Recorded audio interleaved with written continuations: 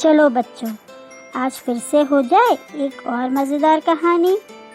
तो आज की कहानी का शीर्षक है 1 और 1 11।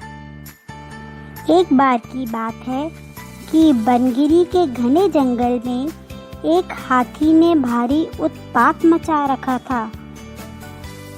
वह अपनी ताकत के नशे में चूर होने के कारण किसी को कुछ नहीं समझता था।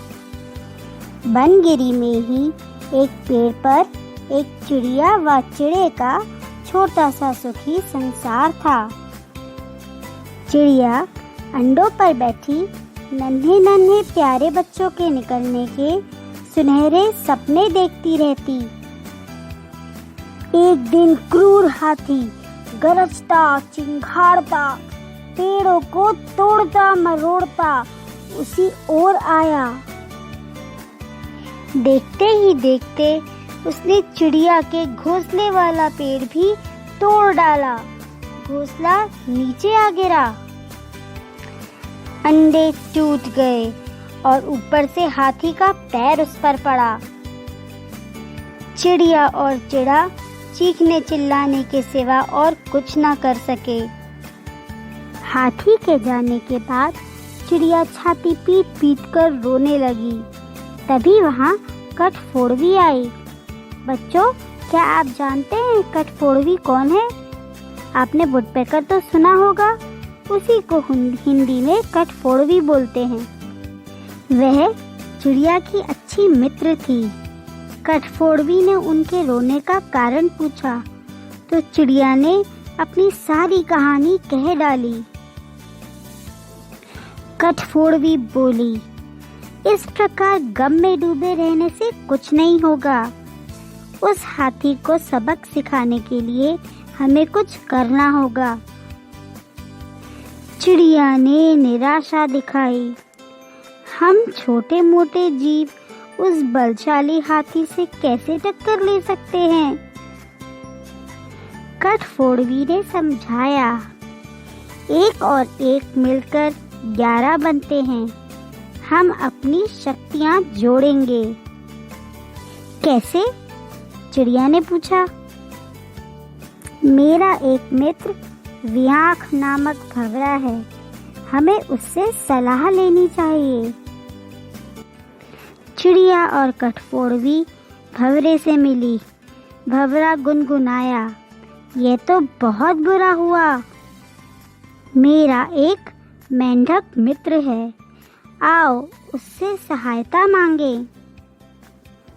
अब तीनों उस सरोवर के किनारे पहुँचे जहाँ वह मेंढक रहता था। भंवरे ने सारी समस्या बताई। मेंढक भर्राए स्वर में बोला, आप लोग धैर्य से जरा यही मेरी प्रतीक्षा करें, मैं गहरे पानी में बैठकर सोचता हूँ। ऐसा कहकर मेंढक जल में कूद गया। आधे घंटे बाद वह पानी से बाहर आया तो उसकी आंखें चमक रही थीं।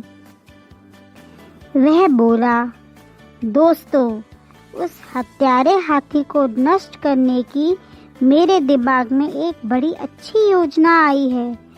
उसमें सभी का योगदान होगा।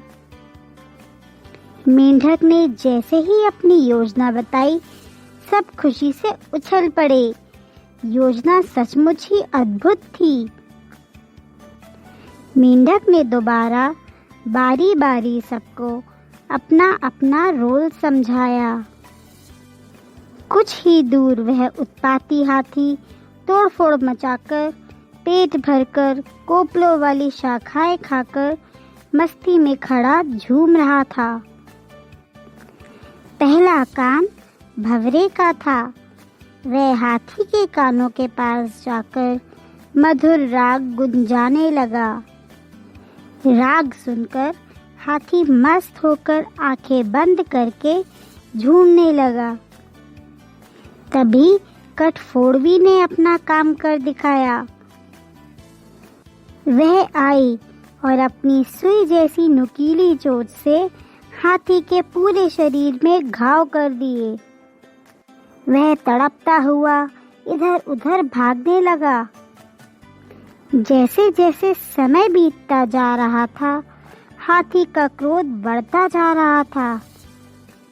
ठोकरों और टक्करों से शरीर जख्मी होता जा रहा था।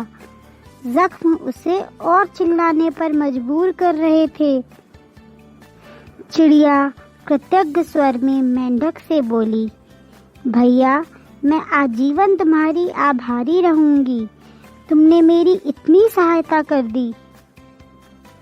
मेंढक ने कहा, आभार मानने की जरूरत नहीं, मित्र ही मित्रों के काम आते हैं।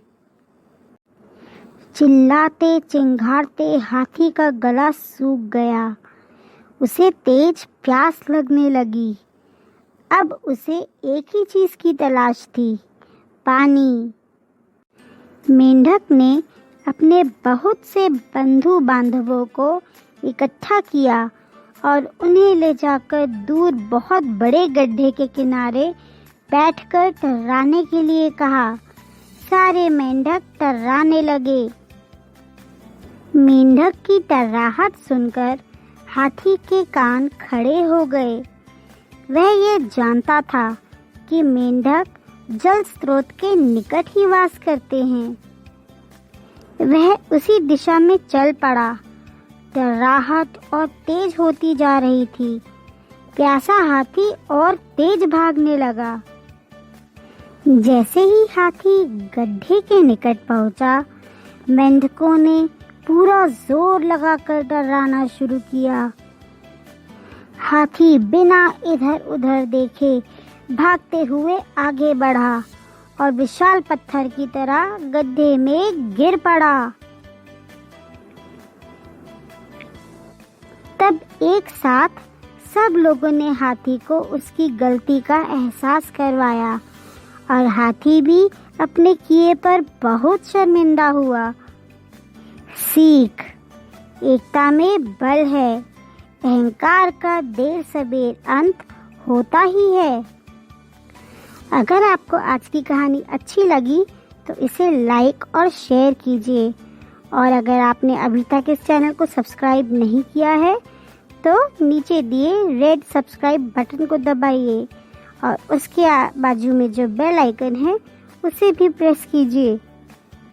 Fun learning hub.